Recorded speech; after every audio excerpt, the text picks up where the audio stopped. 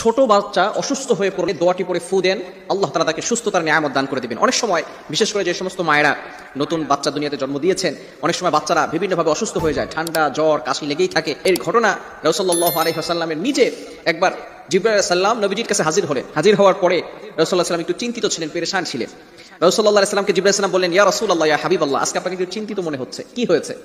নবীজি সাল্লাল্লাহু আলাইহি ওয়াসাল্লাম বললেন, জিবরাইল, আমার দুইজন নাতি হাসান হোসেন দুইজনে অসুস্থ হয়ে পড়েছে, এজন্য আমার মনটা আজকে ভালো নেই, আমার পেরেশানিত চিন্তিত মনে হচ্ছে।